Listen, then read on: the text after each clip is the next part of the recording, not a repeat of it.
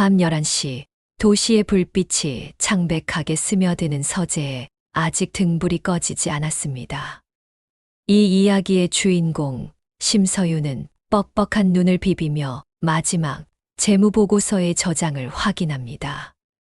그녀의 남편 박준혁은 오늘 저녁 회식이 있다며 늦을 것이라 했습니다.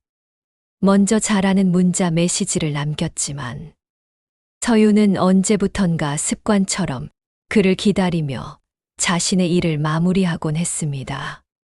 3년의 결혼 생활. 뜨거웠던 열정은 일상에 무뎌졌을지 몰라도 서로 의지하는 견고한 신뢰와 가족에는 남아있으리라. 그녀는 굳게 믿었습니다. 물을 한 잔 마시러 일어서던 순간 그녀의 발이 남편의 책상 아래 컴퓨터 본체에 가볍게 부딪혔습니다. 손톱만 한 검은색 물체가 본체 뒷면 틈새에서 떨어져 나와 소리 없이 카펫 위로 내려앉았습니다. 아주 작고 차가운 물체였습니다. 그것은 평범한 저장 장치가 아니었습니다. 자세히 들여다본 순간 서윤의 심장이 쿵 하고 내려앉았습니다.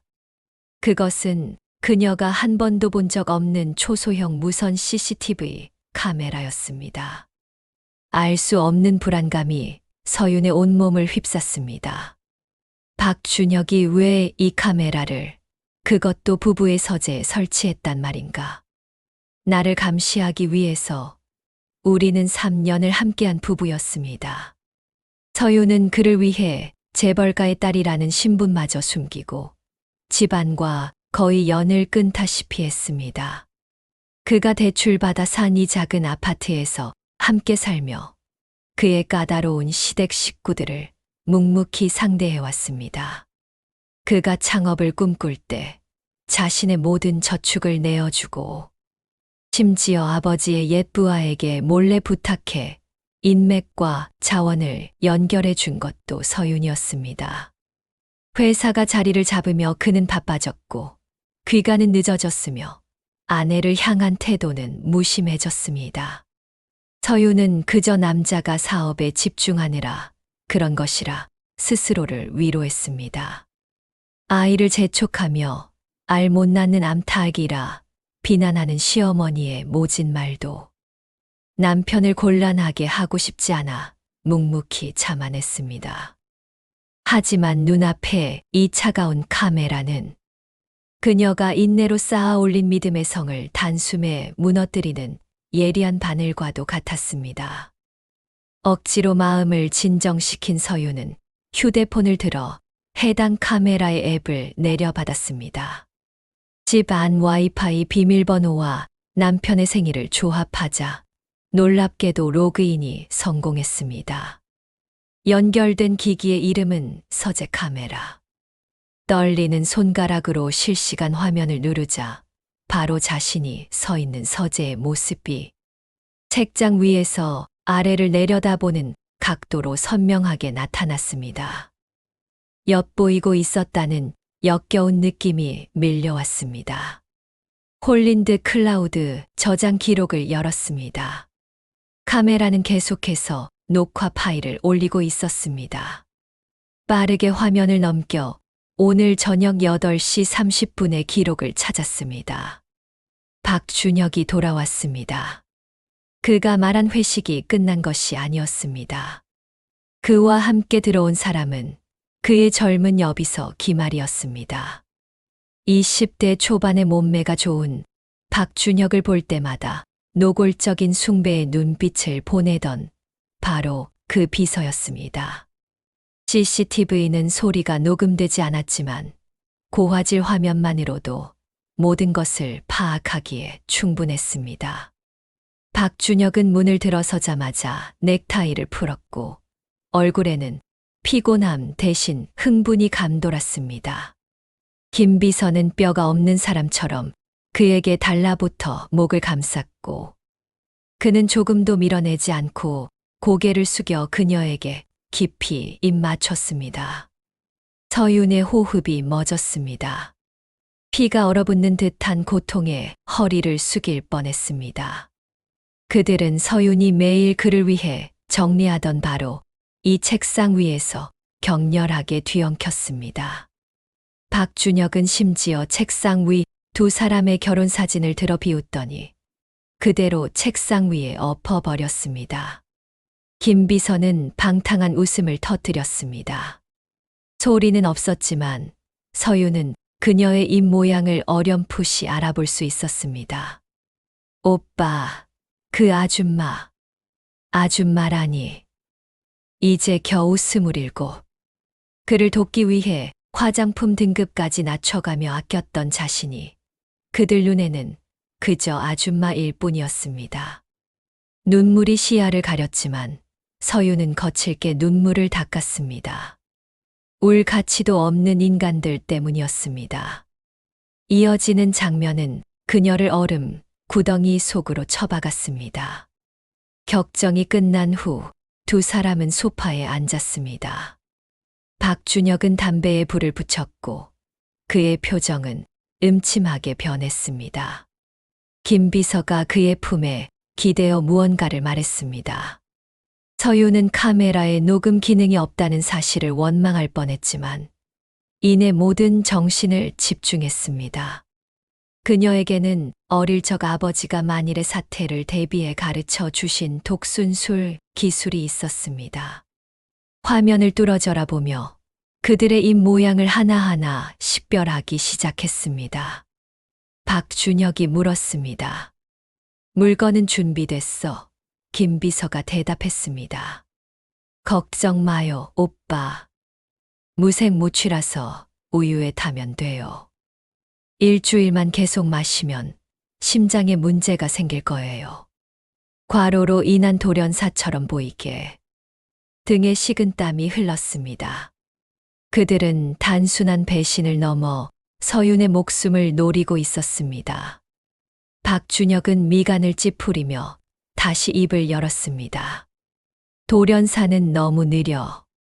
부검하면 문제될 수도 있고 우연성이 부족해. 김비서가 요염하게 웃으며 대안을 제시했습니다. 그럼 교통사고는요? 구도심 쪽은 CCTV도 별로 없고 길도 복잡하잖아요. 제가 아는 사람들이 있는데 완벽한 사고로 위장할 수 있어요. 박준혁은 잠시 침묵했습니다. 마지막 담배를 깊게 빨아들인 그는 결연한 잔인함이 담긴 동작으로 담배꽁초를 비벼 껐습니다. 좋아. 교통사고로 하지. 시간은 다음 주 금요일 밤.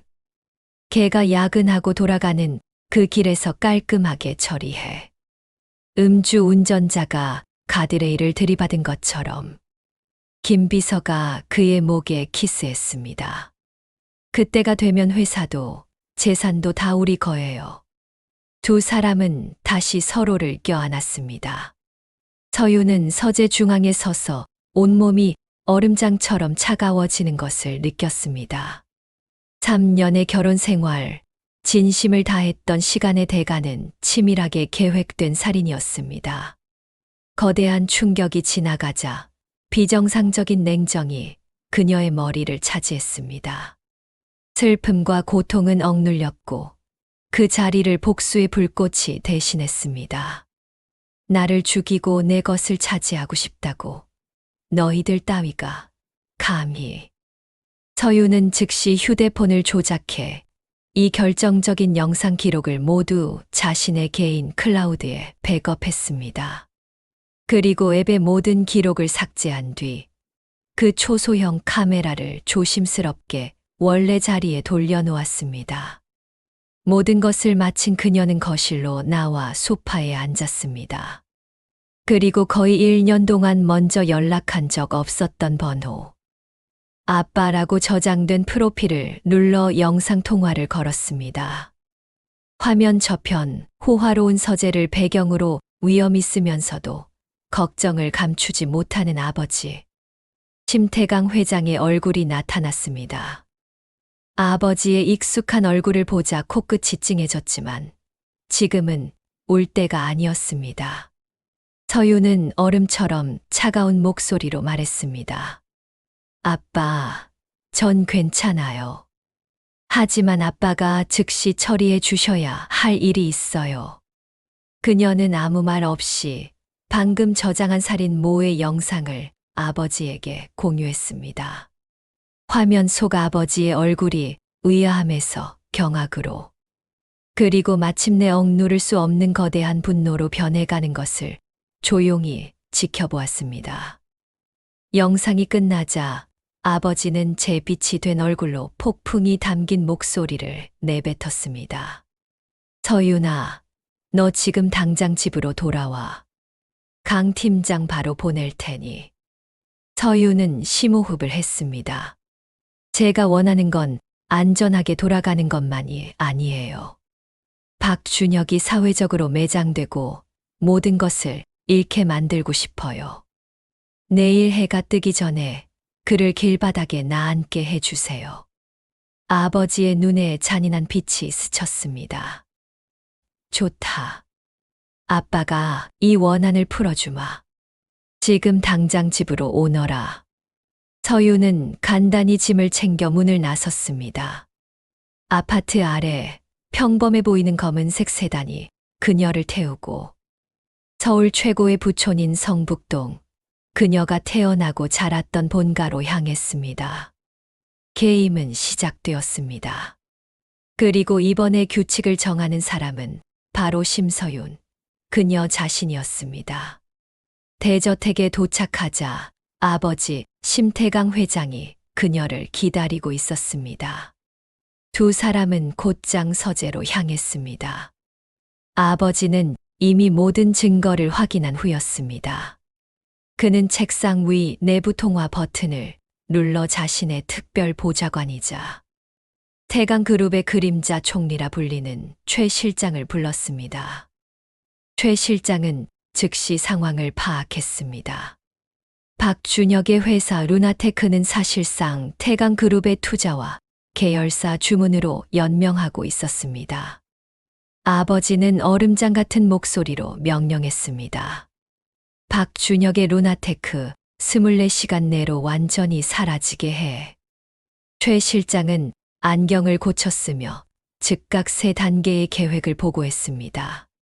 첫째, 태강벤처 캐피탈의 모든 투자를 동결하고 재무 조작 혐의로 긴급 회계 감사에 착수하며 기존 대출의 조기 상환을 요구하는 것이었습니다. 둘째, 모든 계열사의 협력을 즉각 중단하고 최고 수준의 손해배상을 청구하며 그가 위법 행위로 조사를 받고 있다는 소문을 퍼뜨리는 것이었습니다. 셋째, 박준혁이 고금리로 빌린 사채업자들을 동원해 즉각적인 자금 회수에 들어가도록 돕는 것이었습니다. 무자비하고 신속한 계획이었습니다. 동시에 법무팀은 서윤의 명의로 된 아파트와 예금이 혼전증여 재산임을 명확히 하고 소유주의 비자연사 시 모든 자산이 가족 재단으로 귀속되도록 하는 법적 장치를 완료했습니다. 박준혁은 단 한 푼도 건드릴 수 없게 된 것입니다. 그 시각 박준혁은 김비서를 보낸 후 자신의 장밋빛 미래에 취해 있었습니다. 다음 주 금요일이면 짐스러운 아내 심서윤이 사라지고 막대한 유산과 아름다운 내연녀를 모두 얻게 될 것이라 생각했습니다. 하지만 그가 회사 이메일을 확인한 순간 지옥이 펼쳐졌습니다. 태강벤처 캐피탈의 투자 동결 통보, 200억 원의 브릿지론, 즉시 상환 요구. 얼굴이 하얗게 질린 그가 투자 책임자에게 전화를 걸었지만 전화기는 꺼져 있었습니다. 연이어 협력사들의 계약 해지 통보와 위약금 청구 소식이 날아들었습니다. 은행과 공금 업체들은 빚 독촉을 시작했습니다. 회사 재무팀장에게서 울먹이는 전화가 걸려왔습니다. 회사 계좌가 이미 동결되었다는 것이었습니다. 박준혁은 패닉에 빠져 서윤에게 전화를 걸었습니다. 그는 아직 서윤이 모든 것을 안다고는 상상도 못한 채 그녀 명의의 아파트를 담보로 잡아야 한다며 윽박질렀습니다. 서윤은 태연하게 놀란 척하며 회사에 중요한 프로젝트가 있어 당장 갈 수 없다고 저녁에 집에 가서 얘기하자는 말로 그를 조롱했습니다. 그가 무언가 더 말하려 할 때 그의 사무실 밖에서 거친 목소리들이 들려왔습니다. 최 실장이 동원한 사채업자들이었습니다. 박준혁은 황급히 전화를 끊고 그들을 막아서야 했습니다. 서윤은 모니터링 화면으로 험상궂은 남자들에게 둘러싸여 쩔쩔매는 박준혁의 모습을 지켜보며 차가운 미소를 지었습니다. 다음 날 서윤은 아버지가 부른 스타일리스트에 의해 완벽하게 변신했습니다. 최고급 의상과 보석으로 치장한 그녀는 과거의 초라한 심서윤이 아니었습니다. 그녀는 박준혁의 몰락을 직접 지켜보기로 했습니다. 아버지는 시어머니에게도 특별한 선물을 보냈습니다. 박준혁과 김비서가 호텔에서 찍힌 다정한 사진과 아들의 회사가 파산 직전이라는 친절한 알림이었습니다. 시어머니는 그 자리에서 고혈압으로 쓰러져 병원으로 실려갔습니다. 서윤은 한 걸음 더 나아갔습니다. 최 실장을 시켜 한적한 별장에 자신의 빈소를 차리게 했습니다. 그리고 박준혁에게 그녀가 교통사고로 사망했다는 소식을 흘렸습니다. 제 몸 하나 건사하기 힘든 상황에서 그가 과연 슬픔을 연기할 여유가 있을지 궁금했습니다. 박준혁은 더욱 초라해진 모습으로 빈소에 나타났습니다. 그는 경호원들에게 가로막혀 안으로 들어가지 못했습니다. 남편이라고 울부짖으며 어설픈 연기를 했지만 경호원들은 아가씨의 사고에 몇 가지 의문점이 있어 조사가 진행 중이라며 외부인의 접근을 금한다고 차갑게 말했습니다. 의문점이라는 말에 박준혁의 얼굴이 하얗게 질렸습니다. 자신이 계획했던 교통사고가 벌써 의심받고 있다고 생각한 그는 공포에 질려 도망치듯 자리를 떠났습니다. 한편 시댁에서는 또 다른 연극이 펼쳐지고 있었습니다. 서윤이 죽었다는 소식을 들은 시어머니와 이모는 병원에서 돌아오자마자 그녀의 죽음을 기뻐하며 유산을 어떻게 나눠 가질지 계산하기 시작했습니다. 잘 죽었다.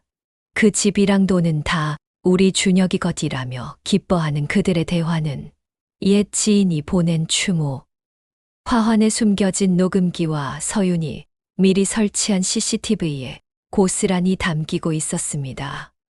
서윤은 시댁으로 향했습니다.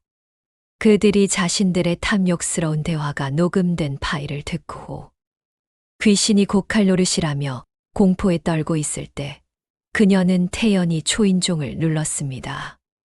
문을 연 시어머니는 죽은 줄 알았던 서윤이 눈앞에 서 있는 것을 보고 기겁했습니다. 서윤은 궁전 같은 성북동 본가로 그들을 초대했습니다. 비에 젖은 생쥐꼴로 저택에 들어선 시댁 식구들 앞에서 서윤은 그들의 추악한 대화가 담긴 녹음 파일을 재생했습니다. 그리고 자신이 바로 그들이 무시했던 태강그룹 심태강 회장의 외동딸임을 밝혔습니다. 시어머니는 그 자리에 무너져 무릎을 꿇고 용서를 빌었지만 서윤의 눈에는 한치의 동정심도 없었습니다. 그녀는 그들을 서울에서 영원히 추방했습니다. 마지막 남은 것은 김비서였습니다.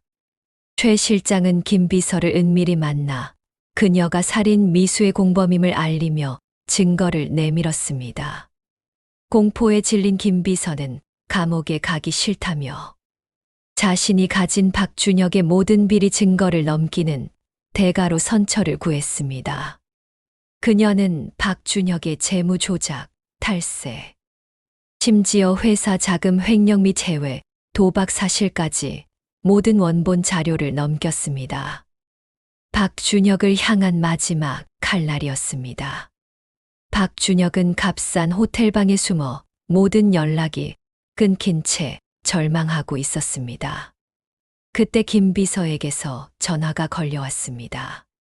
그녀는 그를 조롱하며 자신이 그의 모든 죄를 경찰에 넘겼다고 통보했습니다. 박준혁은 배신감에 포효했지만 이미 모든 것은 끝난 뒤였습니다. 다음 날 아침 법원 집행관들이 박준혁이 숨어있던 여관방을 급습했습니다. 그는 경제범죄 혐의로 그 자리에서 체포되었습니다. 그가 이송된 곳은 그의 신혼집 아파트였습니다. 그곳에서는 더 끔찍한 광경이 펼쳐지고 있었습니다. 그의 부모가 아파트를 차지하려 몰래 들어왔다가 현장에서 집행관들에게 발각되어 강제 퇴거당하고 있었습니다. 시어머니는 바닥에 주저앉아 이 독한 년이라며 서윤을 저주했습니다. 박준혁은 수갑을 찬 채 비를 맞으며 길바닥에 나앉아 짐을 챙기는 늙은 부모의 초라한 모습을 경찰차 안에서 지켜보아야 했습니다. 회사, 재산, 가족, 명예. 그는 하룻밤 사이에 모든 것을 잃었습니다. 하지만 박준혁의 광기는 끝나지 않았습니다. 그는 구치소에서 탈주하여 태강그룹 지하 주차장에서 서윤을 기다렸습니다. 단검을 들고 그녀를 향해 달려들었지만 그녀 곁을 지키던 강 팀장에 의해 순식간에 제압당했습니다. 뼈가 부러지는 소리와 함께 그의 마지막 발악도 처참하게 끝났습니다. 이 탈주와 흉기 난동은 그의 죄를 더욱 무겁게 만들 뿐이었습니다. 법정은 엄숙했습니다. 피고인석에 앉은 박준혁은 모든 것을 잃고 완전히 야윈, 텅 빈 껍데기 같았습니다. 검찰은 서재의 CCTV 영상, 김 비서의 증언, 횡령과 도박의 증거, 그리고 마지막 탈주와 살인 미수 증거까지 반박할 여지 없는 증거들을 차례로 제시했습니다. 피해자 진술에 나선 심서윤은 더 이상 과거의 유약한 아내가 아니었습니다. 태강그룹의 후계자로서 당당하고 냉철한 목소리로 자신이 겪은 배신과 살해 위협을 평온하게 진술했습니다. 그리고 재판부를 향해 법이 허용하는 가장 엄중한 처벌을 내려줄 것을 단호하게 요청했습니다. 선고는 당일 내려졌습니다. 살인 미수, 업무상 횡령, 탈주 및 흉기, 난동 등 모든 혐의가 인정되어 박준혁에게는 징역 25년이라는 중형이 선고되었습니다. 법봉이 울리는 순간 그는 진흙처럼 피고인석에 주저앉았습니다. 그의 인생은 그렇게 차가운 교도소의 벽 안에서 끝나버렸습니다. 박준혁이라는 이름은 서윤의 인생에서 완전히 지워졌습니다. 그는 교도소에서 면회를 요청했지만 서윤은 단칼에 거절했습니다. 그와 나눌 이야기는 법정에서 이미 끝났기 때문입니다. 시댁 식구들은 사람들의 손가락질을 견디지 못하고 고향으로 도망치듯 사라졌고, 김 비서는 집행유예를 받고 조용히 자취를 감췄습니다. 1년 후 심서윤은 태강그룹의 부회장으로 공식 취임했습니다. 그녀는 과거의 상처를 딛고 일어나 자신의 본래 자리에서 눈부신 능력을 발휘하기 시작했습니다. 그녀가 주도한 해외 인수합병은 성공적으로 마무리되었고 그룹의 미래를 이끌 리더로 확고히 자리매김했습니다. 어느 날 저녁 그녀는 새로운 신에너지 사업 파트너를 만나기 위해 회의실로 향했습니다. 그곳에는 유니버스 캐피탈의 창업주 고연준이라는 젊고 능력 있는 남자가 그녀를 기다리고 있었습니다. 두 사람의 시선이 허공에서 마주쳤습니다. 과거의 배신은 그녀를 무너뜨리지 못했습니다. 오히려 그녀를 더욱 강하고 현명하게 만들었습니다. 그녀의 인생은 이제 막 진정한 태양을 맞이하고 있었습니다.